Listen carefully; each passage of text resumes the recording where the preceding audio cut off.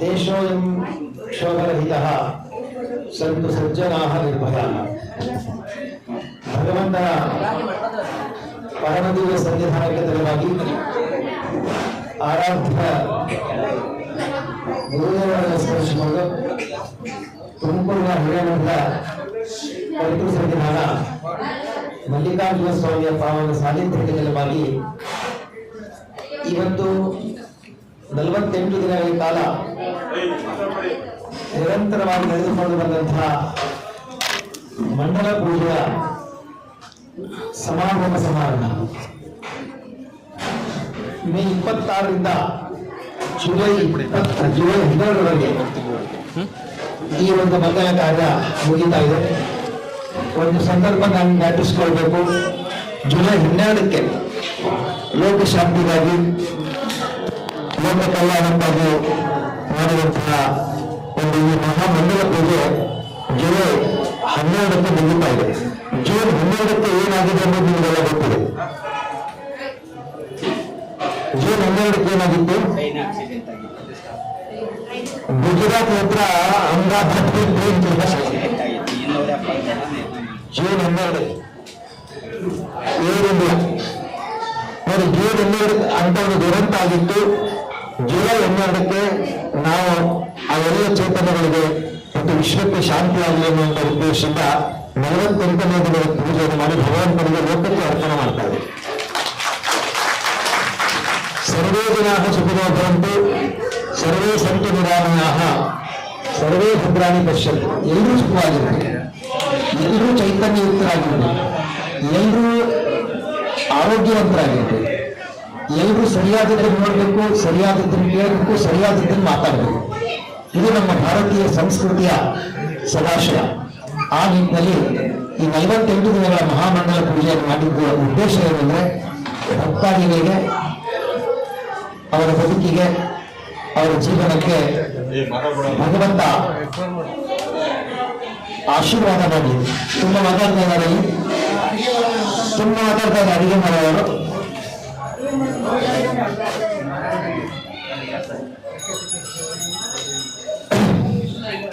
ನಲವತ್ತೆಂಟು ದಿನಗಳ ಕಾಲ ಈ ಕಾರ್ಯಕ್ರಮ ತುಂಬಾ ಚೆನ್ನಾಗಿ ನಡ್ಕೊಂಡು ಬಂದಿದೆ. ಸಂತೋಷ ಇದೆ, ಸಮಾಧಾನ ಇದೆ. ಒಳ್ಳೆ ಊಟ ಮಾಡಿದ ತಕ್ಷಣ ಏನ್ ಅನಿಸ್ತದೆ? ಊಟ ಚೆನ್ನಾಗಿತ್ತಪ್ಪ, ಸಂತೋಷ. ಹಾಗೆ ಈ 48 ದಿನಗಳ ಪೂಜೆ ತುಂಬಾ ಚೆನ್ನಾಗಿ ನಿಮ್ಮೆಲ್ಲರ ಪ್ರೀತಿ, ಭಕ್ತಿ, ವಿಶ್ವಾಸ ಮಲ್ಲಿಕಾರ್ಜುನ ಸ್ವಾಮಿಯ ಶಕ್ತಿಯನ್ನು ಇಮ್ಮಡಿ, ಮುಮ್ಮಡಿ, 4 ಮಡಿ, 3 ಮಡಿ ಬೆಳೆಸಿದೆ. ನಿರೀಕ್ಷೆ ಮೀರಿ ಈ ಕಾರ್ಯಕ್ರಮ ಯಶಸ್ವಿಯಾಗಿದೆ. ಮೇ ತಿಂಗಳಲ್ಲೂ ಕೂಡ ಈ ಕಾರ್ಯಕ್ರಮ ಪುನಃ ಪ್ರತಿಷ್ಠಾಪನಾ ಕಾರ್ಯಕ್ರಮವೂ ಕೂಡ ತುಂಬಾ ಅದ್ದೂರಿಯಿಂದ ಸಂಭ್ರಮದಿಂದ ನಡೀತು. ಈ ಹಿರೇಮಠದಲ್ಲಿ ಈಗ ನಮ್ಮ ಜಾಗ ಕಡಿಮೆ, ತುಂಬಾ ಕಡಿಮೆ ನಮ್ಮ ಜಾಗ ಎಲ್ಲ ಅಲ್ಲೇ left turn and write turn ನಮಗೆ. ಹಾಗಾಗಿ ದೊಡ್ಡ ಕಾರ್ಯಕ್ರಮ ಮಾಡಲಿಕ್ಕೆ ನಮಗೆ ಈ ಅನುಕೂಲತೆ ಇಲ್ಲ. ನಾವು ಈ ಹಿಂದೆ ಕಾರ್ಯಕ್ರಮ ಮಾಡಿದ್ರೆ ಎಲ್ಲೋ ಕಲ್ಯಾಣ ಮಂಟಪದಲ್ಲಿ ಮಾಡ್ತಾ ಇದ್ದೀವಿ. ನಾವು ಇಲ್ಲಿಗೆ ಕಾರ್ಯಕ್ರಮ ಮಾಡೋದು ತುಂಬಾ ಕಷ್ಟ. ನೋಡಿ, ಅಡಿಗೆ ಅಡುಗೆ ಮಾಡ್ತಾ ಇದ್ದಾರೆ, ಹೋಮ ಮಾಡೋರು ಹೋಮ ಮಾಡ್ತಾರೆ, ಸ್ವಾಮಿಗಳು ಪ್ರವಚನ ಮಾಡ್ತಾ ಇದ್ದಾರೆ, ಬಂದು ಹೋಗ್ತಾ ಇದ್ದಾರೆ. ಈ ಎಲ್ಲರೂ ಕೂಡ ಇನ್ನು ಸಿಂಗಲ್ ಪ್ಲಾಟ್ಫಾರ್ಮ್ ಗಳಿಗೆ ನಡೆಯುತ್ತೆ. ಸೊ ಆದ್ರೂ ಕೂಡ ಮನಸ್ಸು ಗೆದ್ದಿದ್ರೆ ಎಲ್ಲರೂ ಓಕೆ ಅಂತ. ಒಬ್ಬ ಸನ್ಯಾಸಿ ಒಂದು ಸಣ್ಣ ಕುಟೀರ, ಆತ ದಿನಾಲು ದೇವರು ಪ್ರಾರ್ಥನೆ ಮಾಡಿ ಮಲಗ್ತಾ ಇರ್ತಾನೆ. ಅವತ್ತು ಕೂಡ ದೇವರು ಪ್ರಾರ್ಥನೆ ಮಾಡಿ ಮಲಗ್ತಾನೆ. ಮಲಗ್ತಾ ಇರುವಾಗ ಜೋರಾಗಿ ಮಳೆ ಬರಲಿಕ್ಕೆ ಶುರು ಮಾಡ್ತಾನೆ. ಪರಮ ಪೂಜೆ ನಮ್ಮ ಮಾಗಡಿಯ ಜಡಪದರ ಇಮ್ಮಡಿ ಬಸವರಾಜೇಂದ್ರ ಸ್ವಾಮಿಗಳು ತಮ್ಮ ಪರವಾಗಿ ಅವರನ್ನ ನಾವು ಸ್ವಾಗತಿಸ್ತಾ ಇದ್ದೀವಿ. ಇವತ್ತು ಸೇರ್ತೀನಿ. ಜೋರಾಗಿ ಕತ್ಲೆ ಆಗಿದೆ, ಜೋರಾಗಿ ಮಳೆ ಬರಲಿಕ್ಕೆ ಶುರು ಮಾಡ್ತು. ಒಳಗೆ ಕುಟೀರದಲ್ಲಿ ಚಿಕ್ಕ ಕುಟೀರದಲ್ಲಿ ಆತ ಮಲಗಿಕೊಂಡಿದ್ದಾನೆ. ಜೋರಾಗಿ ಮಳೆ ಬರ್ತಾ ಇದೆ. ಯಾರೋ ಬಾಗಿಲನ್ನು ಬಡದಂಗೆ ಅನ್ನಿಸ್ತು. ಹೋಗಿ ಬಾಗಿಲ ತೆಗಿತಾನೆ. ಯಾರೋ ಒಬ್ಬ ವ್ಯಕ್ತಿ ತುಂಬಾ ನೀರಿನಲ್ಲಿ ತೊಯ್ದು ಬಿಟ್ಟು ತೊಪ್ಪೆಯಾಗಿ ನಿಂತ್ಕೊಂಡಿದ್ದಾನೆ. ಆವಾಗ ಇವತ್ತು ನನಗೆ ದಾರಿ ತಪ್ಪಿ ಬಂದಿದ್ದೇನೆ, ಒಂದು ರಾತ್ರಿ ನೀನು ಆಶ್ರಯ ಕೊಡ್ಬೇಕು ಅಂತ. ಆಯ್ತು ಬಾ ಅಂತ ಹೇಳ್ಕೊಂಡು ಸಾಧು ಸನ್ಯಾಸಿ ಆತನ ಒಳಗೆ ಗುಡಿಸಲು ಒಳಗೆ ಕರ್ಕೊಂಡು ಅವನಿಗೆ ಬಟ್ಟೆ ಬದಲು ಮಾಡಲಿಕ್ಕೆ ಅವಕಾಶ ಕೊಟ್ಟು ಆಮೇಲೆ ಆತನಿಗೆ ಬೇರೆ ಬಟ್ಟೆ ಕೊಟ್ಟು ಅಲ್ಲಿಗೆ ಅವನು ಸ್ವಲ್ಪ ಊಟ ಮಾಡಿಸಿ ಆಯ್ತು ಬಾ ಅಂತ ಕೂಡಿಸ್ಕೊಂಡ. ತುಂಬ ಚಿಕ್ಕ ಗುಡಿಸಿದವರು. ಆವಾಗ ಇಬ್ಬರಿಗೆ ಮಾತ್ರ ಮಲಗಲಿಕ್ಕೆ ಜಾಗ ಅಲ್ಲ. ಇಬ್ರು ಮಲ್ಕೊಂಡು ಒಂದು ಅರ್ಧ ಗಂಟೆ ಕಳಿತು ಮತ್ತೆ ಬಾಗಿಲಿಸುತ್ತಾರೆ. ಆವಾಗ ಈಗ ಆಗ ಬಂದಿರ್ತಾನಲ್ಲ ಆ ವ್ಯಕ್ತಿ ತೆಗಿಲಿಕ್ಕೆ ಹೋಗ್ಬೇಡ ಬಾಗಿಲ, ಯಾರಾದ್ರೂ ಕಷ್ಟ ಆಗ್ತದೆ. ಆದ್ರೂ ಇವನು ಬಿಡೋದಿಲ್ಲ, ಬಾಗಿಲ ತೆಗಿತಾನೆ, ಇನ್ನೊಬ್ಬ ವ್ಯಕ್ತಿ ನಿಂತ್ಕೊಂಡಿರ್ತಾನೆ. ಆವಾಗ ಇವ್ರು ಒಳಗೆ ಬಾ ಅಂತ ಕರೀತಾನೆ. ಅವಾಗ ಇವನಿದ್ದಾನೆ, ಈ ಜಾಗನೇ ಇಲ್ಲ ಅಂತಾನೆ. ಇಲ್ಲಿ ಬಂದವರು ಇಲ್ಲಿಲ್ಲ, ನಾವಿಬ್ಬರು ಮಲ್ಕೊಂಡಿದ್ದೀವಿ, ನಾವು 3 ಜನ ಆದ್ರೆ ಕೂತ್ಕೋಬಹುದು. ನಾವು 3 ಜನ ಆದ್ರೆ ಕೂತ್ಕೋಬಹುದು. ಅದು ನಾವು ಮಲಗೋದು ಬಿಟ್ಟು ಕೂತ್ಕೊಳ್ಳೋಣ, 3 ಜನಕ್ಕೆ ಜಾಗ ಆಗ್ತದೆ ಅಂತ. ಅವಾಗ ಆ ವ್ಯಕ್ತಿಯನ್ನು ಕರ್ಕೊಂಡು ಅವನಿಗೆ ಉಪಚಾರ ಮಾಡಿ ಕೂಡಿಸ್ಕೊತಾನೆ. ಮುಂದೆ ಇನ್ನೊಂದು ಅರ್ಧ ಗಂಟೆ ಆದ್ಮೇಲೆ ಒಂದು ಶಬ್ದ ಆಗುತ್ತೆ. ಆವಾಗ ಬಾಗಿಲ ತೆಗಿಲಿಕ್ಕೆ ಹೋಗ್ತಾರೆ. ಒಂದು ಬಸವಣ್ಣ ಸ್ವಾಮೀಜಿಯವರು ದಯವಿಡಿಸ್ಬೇಕು.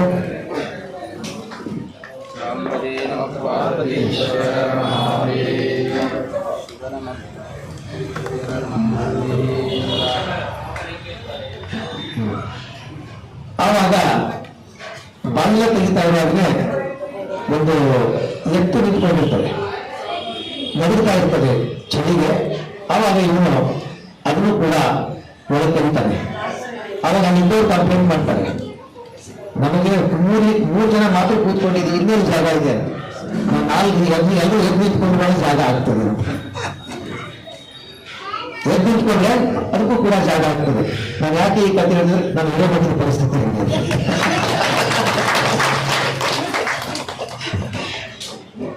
ಬಹಳ ಜನ ಎಲ್ಲರೂ ಎದ್ದು ನಿಂತ್ಕೊಳ್ಬೇಕಷ್ಟೇ.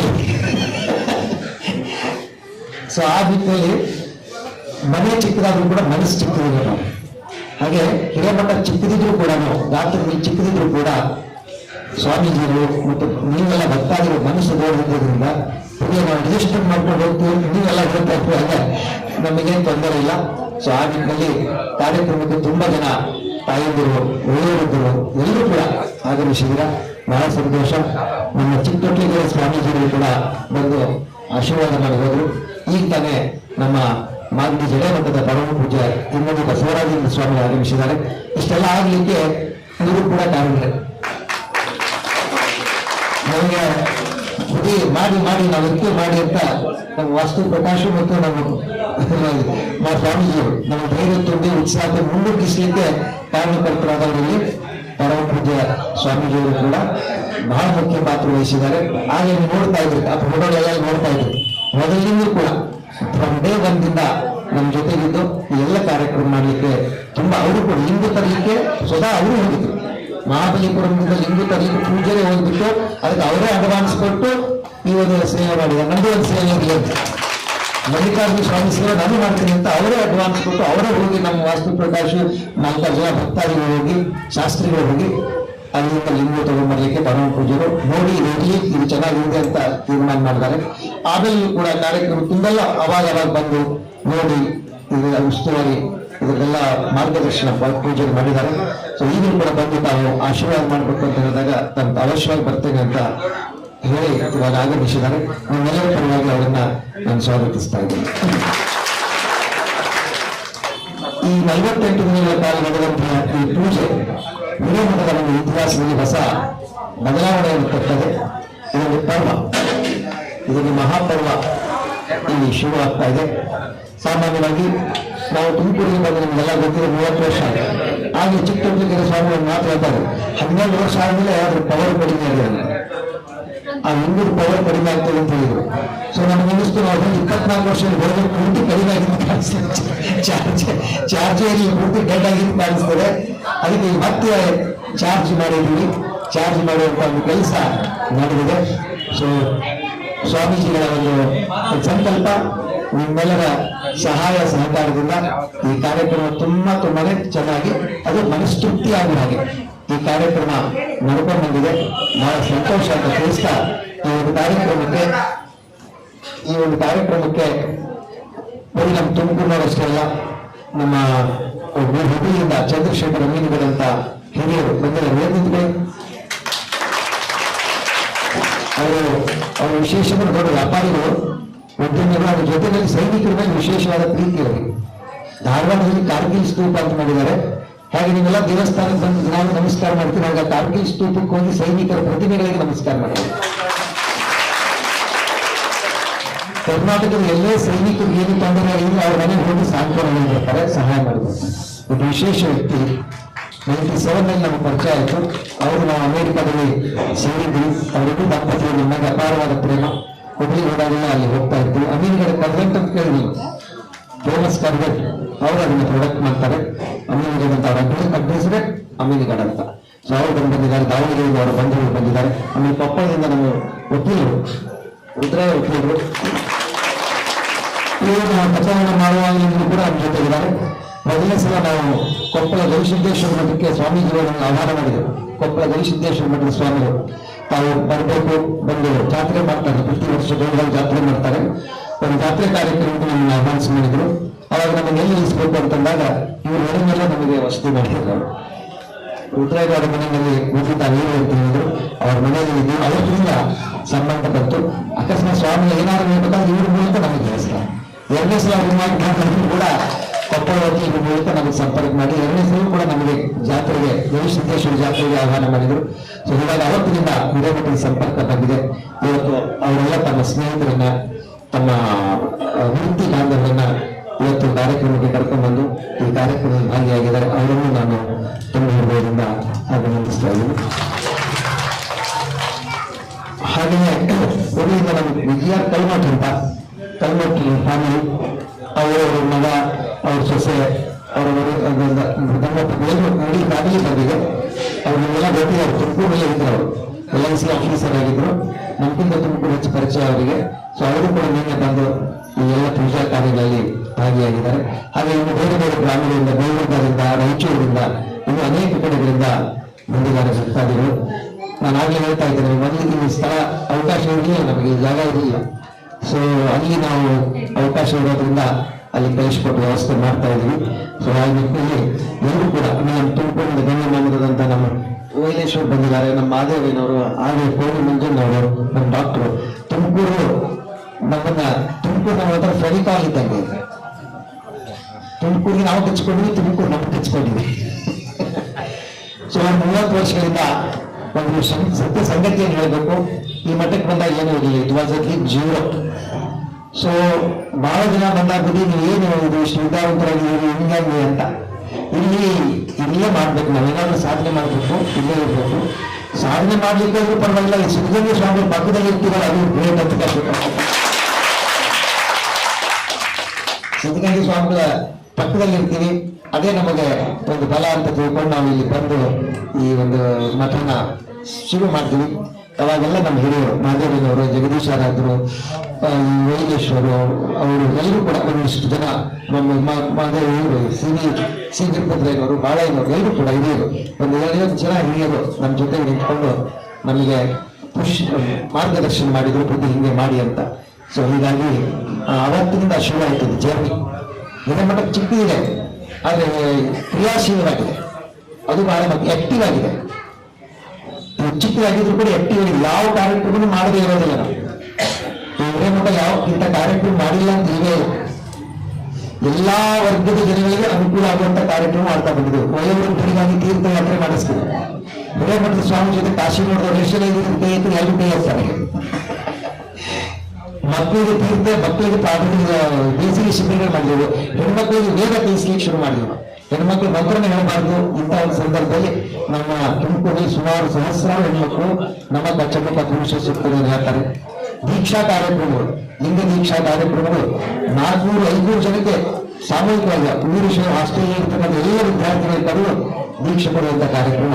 ಹೀಗೆ ತುಮಕೂರಿನಲ್ಲಿ ಅದ್ಭುತವಾದಂಥ ಕಾರ್ಯಕ್ರಮವನ್ನು ಹಿರೇಮಠ ಮಾಡ್ತಾ ಬಂದಿದೆ. ಇದಕ್ಕೆಲ್ಲ ಏನ್ ಕಾರಣ ಅಂದ್ರೆ ನಿಮ್ಮೆಲ್ಲರ ಸಹಕಾರ. ಈ ಮಠಕ್ಕೆ ಏನು ಆಸ್ತಿ ಇಲ್ಲ. ನಾನು ಬಹಳ ಜನ ಕೇಳ್ತಾರೆ ಮಠಕ್ಕೆ ಏನು ಆಸ್ತಿ ಇದೆ ಅಂತ. ನಾನು ಹೇಳ್ತೀನಿ ಮಠಕ್ಕೆ ನಾನೇ ಆಸ್ತಿ ಇಲ್ಲ, ಮಠಕ್ಕೆ ನಾನೇ ಆಸ್ತಿ. ಎಲ್ಲ ಮಠಗಳಿಗೂ ಆಸ್ತಿ ಇರಬೇಕು ಅನ್ನೋದಿಲ್ಲ, ನಾವೇ ಮಠಕ್ಕೆ ಆಸ್ತಿ ಆಗ್ಬೇಕು. ನಿಮ್ಮೆಲ್ಲರೂ ಪ್ರೀತಿ ಇವತ್ತು ನೋಡಿ 30 ವರ್ಷದ ಅದೇ ಪ್ರೀತಿ ಇದೆಯಲ್ಲ ನಿಮ್ಗೆ ಹಿರೇಮಠ ಸ್ವಾಮಿಗಳ ಬಗ್ಗೆ. ಏನಾದ್ರೂ ವ್ಯತ್ಯಾಸ ಇದೆಯಾ? ಅಖಂಡವಾಗಿ ನಮ್ಮ ಗುರುಗಳು ನಮ್ಮ ಸ್ವಾಮೀಜಿ ಅಂತ ಬರೀ ನಮ್ಮ ಲಿಂಗಾಯತರು ವೀರಶೈವರಷ್ಟೇ ಬೇರೆ ಜನಾಂಗನೂ ಕೂಡ ಅಮಾರ ಸ್ವಾಮೀಜಿ ಅಂತ ನಾವು ಏನು ಕೇಳಿಲ್ಲ. ಅದನ್ನ ಹೇಳ್ತಾ ಬದುಕಿಗೆ ಅವ್ರಿಗೆ ಏನೂ ಕೇಳಿಲ್ಲ, ಅದು ನಿಮಗೆ ಕೇಳಿದ್ರೆ ಕೊಡ್ತಾರೆ ಅನ್ನುವಂಥ ಲೆಕ್ಕದೊಳಗೆ ಅದಾರವರು ಅನ್ನುವಂಥ ಮಾತನ್ನ ನೀವು ಯಾರೋ ಬಂದು ಹೇಳ್ತಾ ಇದ್ರು. ಸೊ ಹೀಗಾಗಿ ಎಲ್ಲರ ಪ್ರೀತಿ ವಿಶ್ವಾಸ ತುಂಬಾ ಮುಖ್ಯ. ಆ ರೀತಿ ಈ ಹಿರೇಮಠನ ಒಂದು ಈ ಪರಿಸರ ಬದಲು ಮಾಡಿ ಇದು ಭಕ್ತಾಗಿ ಬರುವಂಥದ್ದು ಹೇಳುವಂಥದ್ದು ಅನುಷ್ಠಾನ ಜಪ ತಪ ಅನುಷ್ಠಾನದಿಂದ ಶಕ್ತಿ ಜಾಸ್ತಿ ಆಗಿದೆ, ವೈಬ್ರೇಷನ್ ಜಾಸ್ತಿ ಆಗಿದೆ. ಹಾಗೆಯೇ ನಮ್ಮ ಗಮನದಲ್ಲಿ ಏನೋ ತಪೋವನ ಕೂಡ ನಾವು ಮಾಡಬೇಕು. ಯಾಕಂತಂದ್ರೆ ಅದೇ ಇದೇ ಅನಾನುಕೂಲತೆಗಳಿರೋದ್ರಿಂದ ನಾವು ಎಷ್ಟೋ ನಿಮ್ಮ ಮನೆಗೆ ಬರ್ತೀವಿ ನಾವೆಲ್ಲ ಊಟ ನೀವು ಏನ್ ಮಾಡ್ತೀರಾ? ನಿಮಗೆ ಮೇನ್ ಬೆಡ್ರೂಮ್ ಬಿಟ್ಕೊಡ್ತೀರಾ, ನಮಗೆ ಮಾಸ್ಟರ್ ಬೆಡ್ರೂಮ್ ಅಂತಾರೆ, ಮಾಸ್ಟರ್ ಬೆಡ್ರೂಮ್. ನಾವು ಬರೋ ತನಕ ನಿಮ್ಮ ಮನೆ ನಮ್ದೆ, ನಾವು ಬಂದಾಗ ನಿಮ್ಮ ಮನೆ. ಇಷ್ಟು ಭಕ್ತಾದಿಗಳು ಮನೆಗೆ ಹೋದಾಗ ನಮ್ಗೆ ಗೌರವ ಕೊಟ್ಟು ಅವ್ರಿರುವಾಗ ನಮಗೆ ಅವ್ರ ಮಠಕ್ಕೆ ಬಂದಾಗ ನಮ್ಗೆ ಇಲ್ಲಿ ಅವಕಾಶ ಕೊಡ್ಲಿಕ್ಕೆ ಆಗಂಗಿಲ್ಲ ಅಂತ. ಅದು ಅಮೆರಿಕಕ್ಕೆ ನಾವು ಹೋದಾಗ ಅಲ್ಲಿ 8 ದಿವಸ 10 ದಿವಸ ಅವ್ರ ಮನೆಯಲ್ಲಿ ಇದ್ದುಕೊಂಡು ಆರೋಗ್ಯ ಅಕಸ್ಮಾತ್ ಅವ್ರು ಇಲ್ಲಿಗೆ ಬಂದಾಗ ಮಠದಲ್ಲಿ ಇರ್ತೀನಿ ಅಂತ ಅಪೇಕ್ಷೆ ಪಟ್ಟಾಗ ಅವ್ರು ನಮ್ಗೆ ಇರಿಸ್ಕೊಳ್ಳಿಕ್ಕೆ ಆಗ್ತಿರ್ಲಿಲ್ಲ. ಅವಾಗ ಅದು ನಮಗೆ ಸ್ವಲ್ಪ ಪುಚ್ಚ ಆಗ್ತಾ ಇತ್ತು. ಸೊ ಆ ನಿಟ್ಟಿನಲ್ಲಿ ನಾವು ತಪವನ್ನು ಮಾಡಿಬಿಟ್ಟು ಈಗ ಅಲ್ಲಿ ನಾವೆಲ್ಲ ದೃಷ್ಟಿಯಿಂದ ಅನುಕೂಲತೆ ಮಾಡಿದ್ವಿ. ಅದೆಲ್ಲ ಭಗವಂತನ ಕೃಪೆ. ಈಗ ನಾವು ತುಮಕೂರಿಗೆ ಬರ್ಬೇಕು ಅನ್ನೋದು ಕೂಡ ಭಗವಂತನ ಕೃಪೆ. ಅದೇ ಋಣ ಅಂತಿರಲಿಲ್ಲ, ಋಣಾನುಬಂಧ ಅಂತಿರಲಿಲ್ಲ. ನಾನು PhD ಮಾಡ್ತಾ ಇರುವಾಗ ಈ ಊರ ಮೇಲೆ ಎಷ್ಟೋ ಸಲ ಹಾಯ್ದು ಹೋಗಿದ್ದೀನಿ ನಾನು ಬೆಂಗಳೂರಿಗೆ. ಇಲ್ಲೇ ಇಲ್ಲ ನಾನು PhD ಮಾಡ್ತಾ ಇರುವಾಗ 88ನಲ್ಲಿ ನಾನು PhD ಮಾಡುವಾಗ ಬೆಂಗಳೂರಿಗೆ ಹೋಗ್ತಾ ಇದ್ದೇನೆ. ತುಮಕೂರು ನನಗೆ ನನ್ನ ಜೀವನದಲ್ಲಿ ಅಹಂ ಭೂಮಿಗೆ ಗೊತ್ತೇ ಇಲ್ಲ ನನಗೆ. ಆದ್ರೆ 88ನಲ್ಲಿ ನಾನು ಇಲ್ಲಿ ಹಾಯ್ದು ಹೋಗ್ತಾ ಇದ್ದೆ. 96 ಅದು 10 ವರ್ಷ ಆಗಿಲ್ಲ ನಾನು ಇಲ್ಲಿ ಬರುವ ಒಂದು ವ್ಯವಸ್ಥೆ ನಿರ್ಮಾಣ ಆಯಿತು. ಅದು ಭಗವಂತನ ಕೃಪೆ. ನಾನು ಬಂದೀನಿ ಅಂತಲ್ಲ, ಭಗವಂತ ಕರೆಸ್ಕೊಂಡಿದ್ದಾನೆ. ನಾನಲ್ಲಿ ಇದ್ದೀನಿ ಅಂತಲ್ಲ, ಭಗವಂತ ಇರಿಸ್ಕೊಂಡಿದ್ದಾನೆ. ಆ ನಿಟ್ಟಿನಲ್ಲಿ ಪ್ರತಿಯೊಂದು ಕೂಡ ಧಾರ್ಮಿಕ ಆಮೇಲೆ ಕೆಲವೊಂದು ಮೌಲ್ಯಗಳು ನಮ್ಮ ಹತ್ರ ನಾವು ಮೌಲ್ಯಗಳ ಪ್ರಕಾರ ಬಂದಿವಿ. ಮಠ ಬೆಳೆಸ್ಬೇಕು ಅನ್ನುವಂಥದ್ದು ನಮ್ಮ ಮುಖ್ಯ ಉದ್ದೇಶ. ನೀವೆಲ್ಲರೂ ಬೆಳಿಬೇಕು, ಮನಸ್ಸು ಬೆಳಿಬೇಕು ಅಂತ, ಅದು ಮುಖ್ಯ. ಹೀಗಾಗಿ ಜ್ಞಾನ ಮಾರ್ಗವನ್ನ ನಾವು ಮೆಚ್ಚಿಕೊಂಡು ಏನು ಭಗವಂತ ಸಾರದೆ ಸರಸ್ವತಿ ನಮ್ಗೆ ಏನು ವಾಣಿ ಕೊಡ್ತಾಳೆ ಅದನ್ನು ಹೇಳುವಂಥದ್ದು, ಜನರಿಗೆ ತಿಳುವಳಿಕೆ ಕೊಡುವಂಥದ್ದು, ಇದನ್ನೆಲ್ಲ ನಾವು ಮಾಡ್ತಾ ಬಂದಿರೋದಿಲ್ಲ.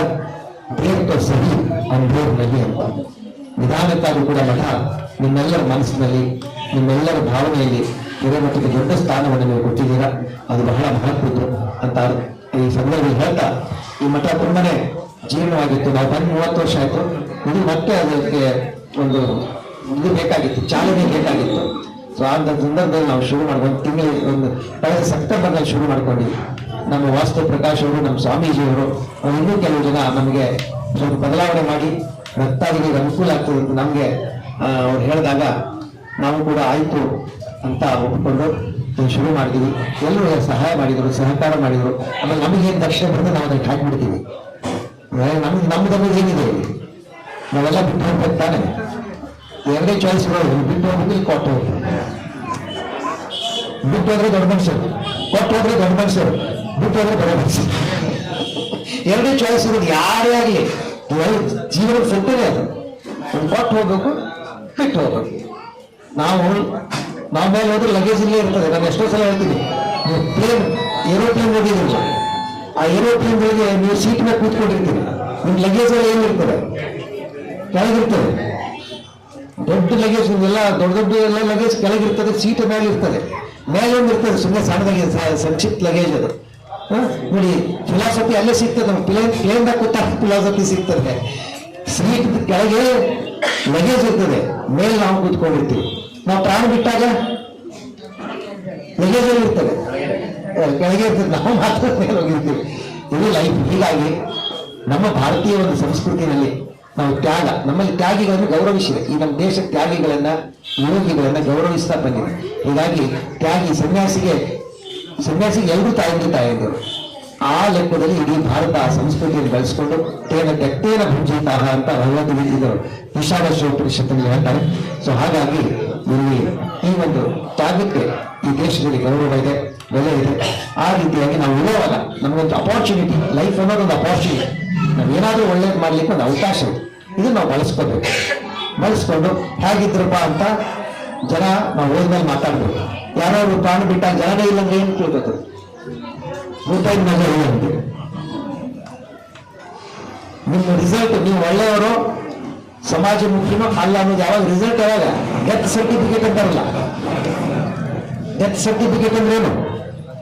ನೀವು ಹೋದಾಗ ಜನ ಕಣ್ಣೀರು ಹಾಕ್ಬೇಕು, ಮಾಲೆ ಹಿಡ್ಕೊಂಡು ಕ್ಯೂರಲ್ಲಿ ನಿಂತ್ಕೊಳ್ಬೇಕು.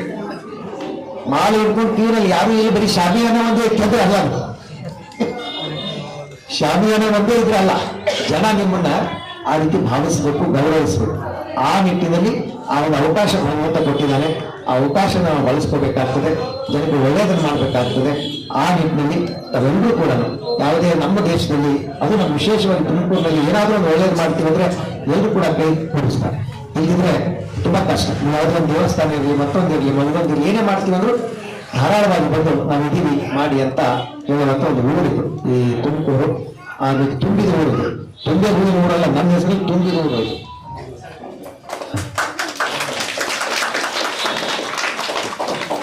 ಆ ನಿಟ್ಟಿನಲ್ಲಿ ಈಗ ಹಿರೇಮಠದಂತ ಸ್ವಾಮೀಜಿಗಳನ್ನ ನೀವು ನಿಲ್ಲಿಸ್ಕೊಂಡು ಬೆಳೆಸಿ ಇದೊಂದು ಒಂದು ಒಳ್ಳೆ ವಾತಾವರಣ ನಿರ್ಮಾಣ ಮಾಡಲಿಕ್ಕೆ ನೀವೆಲ್ಲ ಕಾರಣೀಕರ್ತರಾಗಿದ್ದೀರಿ.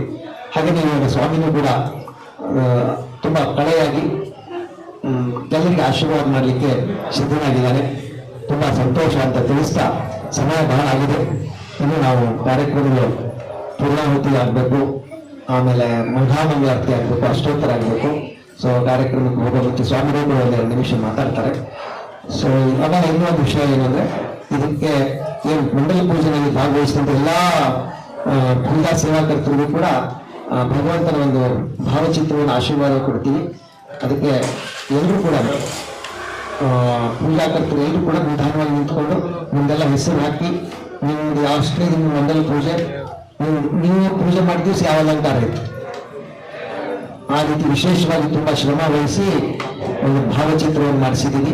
ಸೊ ಆ ಪ್ರಕಾರ ಎಲ್ಲರೂ ಕೂಡ ಎಲ್ಲರನ್ನ ಸ್ವೀಕಾರ ಮಾಡಬೇಕು. ಆಮೇಲೆ ಬೇರೆ ದಾನಿಗಳಿಗೆ ಮತ್ತೊಬ್ಬರು ಕೂಡ ಎಲ್ಲರಿಗೂ ಕೂಡ ಸ್ವಾಮಿಗಳಿಂದ ಆಶೀರ್ವಾದ ಇದೆ, ಅದೆಲ್ಲವನ್ನ ತಾವೆಲ್ಲ ಸ್ವೀಕರಿಸಬೇಕು.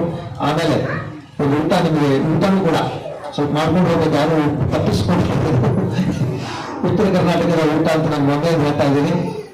ಪ್ರಸಾದ ಅದು ಗುರುಗಳ ಸಂವಿಧಾನದಲ್ಲಿ ಮಠದಲ್ಲಿರೋದ್ರಿಂದ ಪ್ರಸಾದ ಎಲ್ಲರೂ ಸ್ವೀಕರಿಸ್ಕೊಂಡು ಹೋಗ್ಬೇಕು. ನಿಧಾನವಾದ್ರೂ ಪರವಾಗಿಲ್ಲ, ಎಲ್ಲರೂ ಕೂತ್ಕೊಂಡು ಪ್ರಸಾದ ಸ್ವೀಕರಿಸ್ಕೊಂಡು ಹೋಗ್ಬೇಕು ಅಂತ ತಿಳಿಸ್ತಾ ಇನ್ನೊಂದು ಅನೌನ್ಸ್ ನಾನು ಮಾಡ್ತಾ ಇದ್ದೀನಿ.